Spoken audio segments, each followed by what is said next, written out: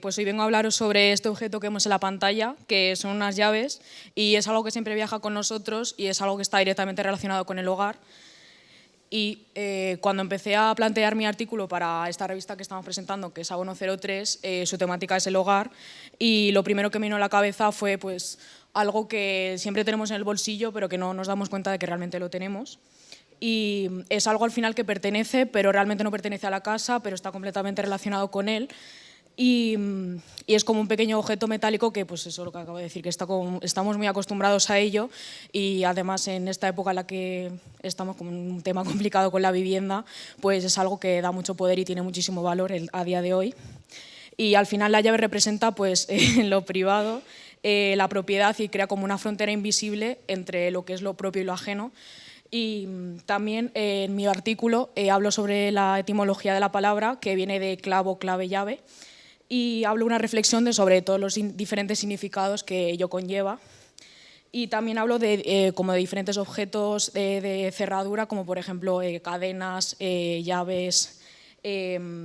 y candados, etcétera, que también crean como esta sensación de protección ante lo ajeno, y también son al final pequeños guardianes que creen que, o sea, como que perdón, que protegen algo que creemos que merece ser protegido. Y también al final todo esto significa una protección y con ello conlleva una desconfianza, por lo que también este pequeño objeto, como es una llave, conlleva un gran acto de poder. Bueno, pues este artículo que os ha presentado María Elena forma parte de Abono 03, que es el proyecto que venimos a presentaros hoy, y que es el último número de Abono. Abono es una plataforma editorial experimental del IE de Madrid, gestionada totalmente por alumnos y exalumnos del centro, y al final pretende ser un espacio en el que dar cabida a la experimentación gráfica y a todas esas ideas, proyectos e investigaciones que a veces tenemos y que no tienen cabida igual en el marco académico o en el marco de las asignaturas del curso, ¿no? Y poder tener un espacio en el que al final reflejar todas estas inquietudes y materializarlas de alguna manera en un objeto como es una publicación. Cada edición de Abono, llevamos ya 4, gira en torno a una temática distinta que al final articula un poco todo el contenido del número.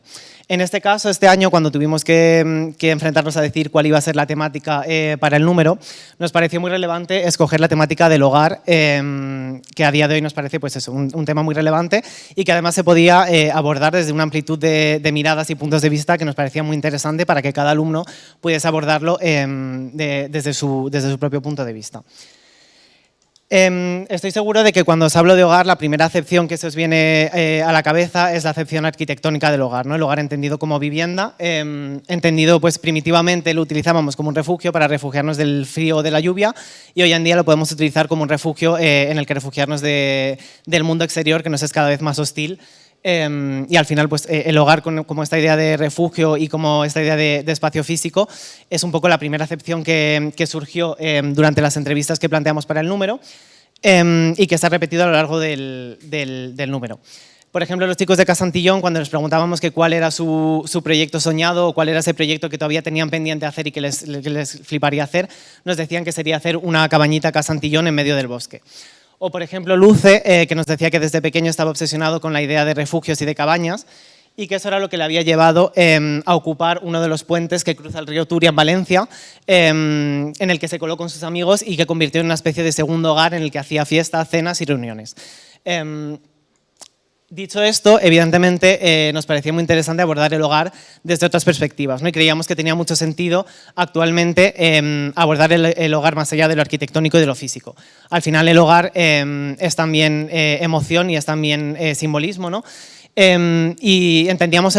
para nosotros tenía sentido entender el hogar no tanto como un punto fijo al que acudes, sobre todo en un mundo en el que cada vez nos movemos más y cada vez estamos menos vinculados a espacios físicos concretos. Para nosotros tenía sentido entender el hogar como una constelación de relaciones, una red afectiva que se activa allá donde somos capaces de construir vínculos. Y un poco estas dos maneras de entender el hogar son las que han articulado todo el número. Y bueno, pues esta amplitud de miradas, de formas de entender y de comprender el concepto del hogar, lo que queríamos transmitir en esta edición de Abono. Entonces, para ello hemos contado con 34 colaboradores que a lo largo de las páginas de esta edición pues hemos construido una reflexión sobre lo que es el hogar y hemos diseñado diferentes artículos en los que cubrimos diferentes facetas de este concepto para crear como una reflexión pues lo más completa posible. En la sección de las entrevistas diseñamos una batería de preguntas que mandamos a 14 perfiles totalmente diferentes para que pues, nos contasen un poco su trabajo, su filosofía, sus gustos y luego pues, cuando vimos todas las respuestas en conjunto pues, nos dimos cuenta de esa multiplicidad de miradas, esos infinitos acercamientos que hay al tema del hogar y nos dimos cuenta que podíamos construir una definición del hogar pues, con muchísima más perspectiva. Y bueno, para nosotros era súper importante trabajar con personas que, aunque se acercasen pues, desde lo personal, también en sus prácticas profesionales hablasen del hogar. Entonces, por ejemplo, es el caso de Omar Miranda, que es arquitecto, y él nos contaba que, por ejemplo, para él el hogar es el refugio y es lo que intentaba transmitir en sus diseños de viviendas. Pero, por otro lado, por ejemplo, los chicos de Bate, que también son arquitectos, decían que para ellos lo que menos intentaban diseñar era viviendas porque un hogar se construía con elementos mucho más allá que simplemente pues, un buen diseño. Y no solo hablamos pues, del hogar como lo arquitectónico, sino que también entrevistamos a perfiles como mucho más diferentes, como Luce, que lo acaba de comentar Alex, o Amparito, que se aproximaban a esta idea pues, desde algo mucho más conceptual, mucho más artístico, y así pues, también cubríamos como otras perspectivas. Y bueno, desde Abono, por ejemplo, para nosotros el hogar va mucho más allá de la vivienda y es algo pues, que se va fuera de los límites y para nosotros hogar también son nuestros vecinos y nuestro barrio. Entonces, lo que hicimos también fue diseñar una sección en la que entrevistábamos a diferentes artistas y diseñadores en sus estudios y nos contaban un poco pues, cómo ellos vivían el barrio, quiénes eran sus vecinos, también nos hacían recomendaciones de comercios locales a los que podíamos ir a tomar un café, así que las entrevistas son súper divertidas. Y bueno, pues también en la sección de familia lo que hicimos fue entrevistar a exalumnos recién graduados del IED y les preguntamos pues, cómo ha sido su salida al mundo laboral, cómo ha sido abandonar esta segunda casa en la que se convierte la universidad, porque al final pues, pasamos tantas horas que ya nos conocemos todos y somos como una familia. Y si era un poco lo que ellos esperaban. Y por otro lado, los alumnos que aún están dentro del IED diseñaban sus propios artículos reflexionando sobre lo que es el hogar. Entonces, había, por ejemplo, María Elena nos acaba de hacer su reflexión de lo que es una llave y todo lo que conlleva con la vinculación con el hogar. Otros lo han enfocado más desde el cómic.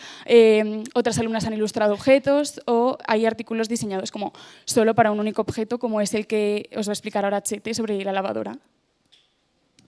Y yo así me planteé el briefing, elegir un electrodoméstico y poder hablar de él a través de la resignificación. Pero claro, este proyecto, Baile por y para la lavadora, no comenzó formalmente, sino fue una llamada de atención del objeto a mí. Es decir, yo tengo la suerte de trabajar junto al cuarto de la lavadora, en el que, pues, aparte de la lavadora, tengo un pequeño lavabo y un pequeño retrete. Y al entrar pude encontrar el papel higiénico que se situaba encima de la lavadora totalmente desenrollado. Entonces esto me planteó una situación de análisis de espacio de juego donde me planteaba que la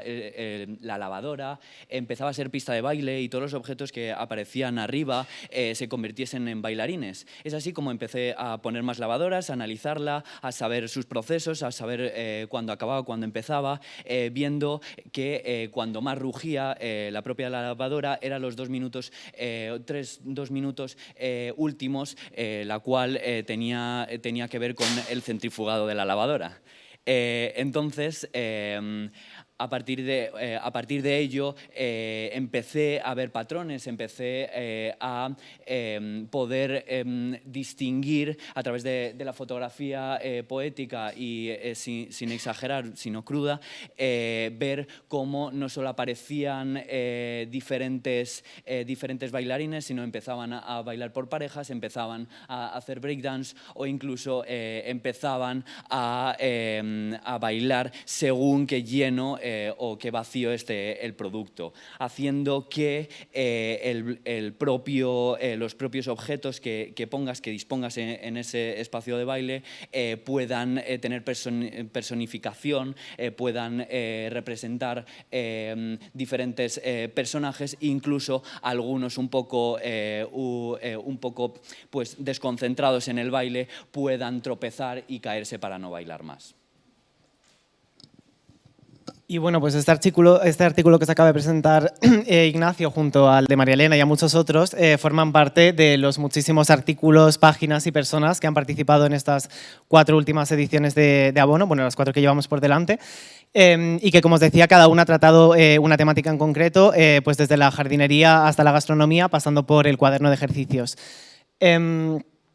Dicho esto, Abono evidentemente sigue creciendo y esperamos poder compartir con vosotros pronto el próximo número, la 5ª edición de este proyecto. Y mientras tanto no queríamos irnos sin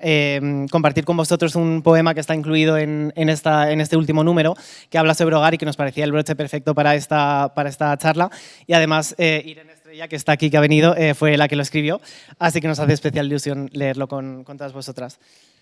El hogar es una conversación con tus amigas, una caricia y un beso, un papel y es un derecho, un espacio conocido, una mirada constante, un objeto cargado de futuro que lleva consigo el pasado. Es una película, son las paredes y un techo, un banco, una persona, un lugar donde aprendo con pimentón y la toja. Hogar es también poder decir y sentir la pesadilla de unas y los sueños de otras. Muchas gracias.